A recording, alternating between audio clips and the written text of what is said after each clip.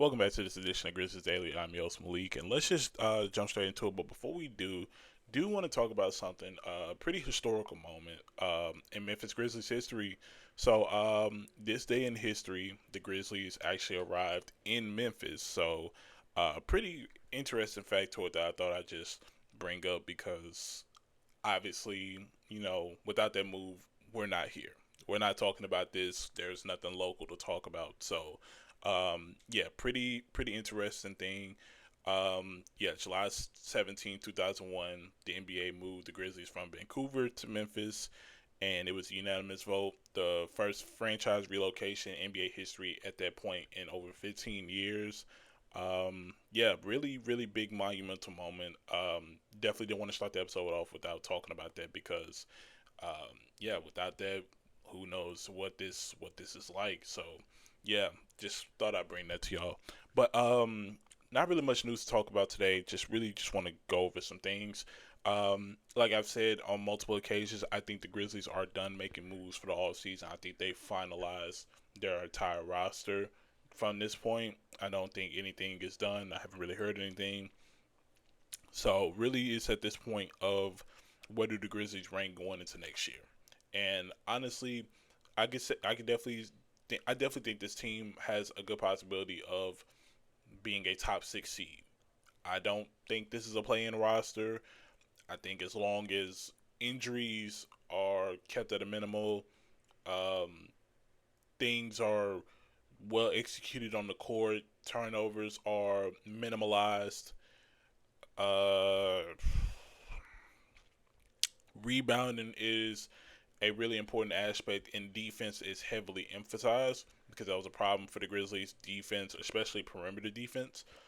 I think as long as you do those things, we're talking about a team that could potentially be a top six seed, make it out of well, don't make the play in, but definitely be in contention for a good first round matchup. I definitely think they have the possibility of that. When it comes to the main players, obviously I've talked about John Morant and Jan and what they need to do. Um, for guys like Zach Edey, just got to work on holding on to the ball and get into the cup quicker. That's really just what it is for Edey. A lot of things I see about him, he keeps the ball very low, which isn't a good thing for somebody his size. He allows small defenders to actually take away the ball from him.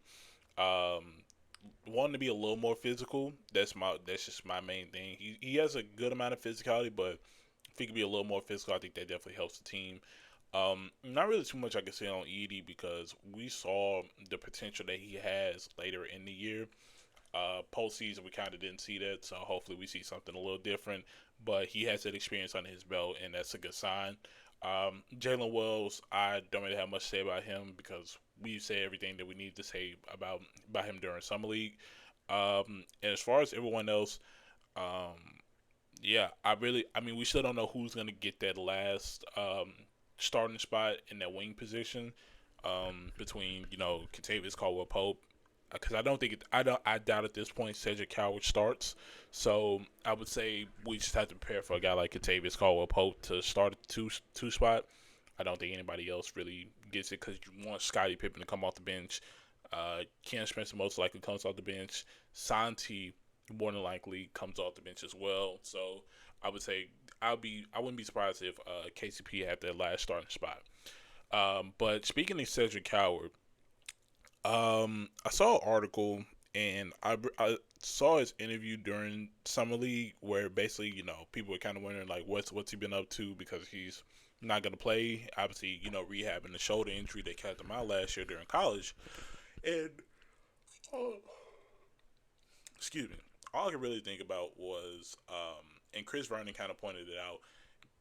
Cedric Howard has a 7'2" wingspan, which at his height and at his position is very good. Um, and the facts actually back up guys like Cedric Howard. The data shows that guys like him actually pan out to be great in the league. So I do have my hopes for that. But one of the more things I like about Cedric Howard is his maturity. A lot of rookies don't have maturity coming in that a lot of people can say that's the thing that stands out about him. So that's something that really stands out to me. I think he really is going to make the effort to learn more about the game and what he can do and how he can impact the team, because I don't see him as someone that is I obviously in college I think he was ball dominant to an extent, but I think he's willing to play his role and keep his role. And I think that's just the main thing that kind of this kind of experience is allowing him. Allows him to see his teammates. Obviously, we wish that he was on the court with his teammates, but just allowing him to play with his teammates, see his teammates play. It's definitely giving him a good sense of where he could fit in on the team and how he can play his role, seeing how other guys are playing their role. So that's something that I would say a lot of teams can really take into consideration, and well, not a lot of teams, but the Grizzlies themselves can take it into consideration. So I like what Cedric Howard is. Obviously, we don't really have much news about his development, but hopefully we get to find out more over time. So it's something I'm really looking forward to, and I do think Cedric Howard has potential to be a first team All NBA rookie. And definitely a possibility to stand out as a top rookie. I think this class is very loaded, so if he goes out the rookie of the year, he's gonna have to stand out a lot. But when you got guys like Cooper Flag and Ace Bailey, Dylan Harper, just to name a few, like it's gonna be tough. But I definitely do think he can make a case for one of the better rookies in this draft class. And speaking of rookies, we got to talk about the two-way contracts and where the Grizzlies go next with that. Obviously, Zion Pulling is on the two-way deal, but um, and, and we covered it mostly during summer league that Zion Pulling is just not panning out. He's not panning out well at all, and it's looking like a bad investment for the Grizzlies. It's looking like a bad investment. It's not panning out how any of us thought. Granted, I gotta be honest, I didn't think Zion Pulling was going to really make a whole lot of noise, but he's making a lot of noise right now for the wrong reasons, and that's concerning to me. So I think when you got guys like Jemai Meshack who can come in and take that kind of deal, I think one would have to consider that I think they end up giving him that two-way deal over a guy like Zion Pulling just because of what we've seen so far.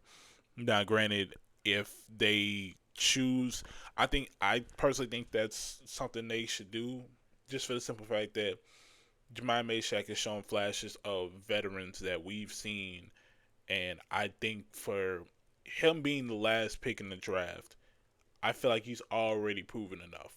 Now, that could be a case of recency bias, but I truly do think in the 2 years that I've seen Zion Pulling or heard Zion Pulling on the court, I've already seen enough of Jemai Meshack to really get that two-way deal over him.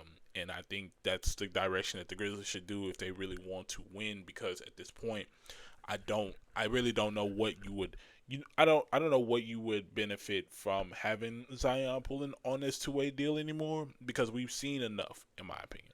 We've seen enough, and I think even if you keep him on a two-way deal, where does he fit on the team? And that's the main thing. I don't think he fits well on the team. Jemai Meshack, on the other hand, we've already seen him.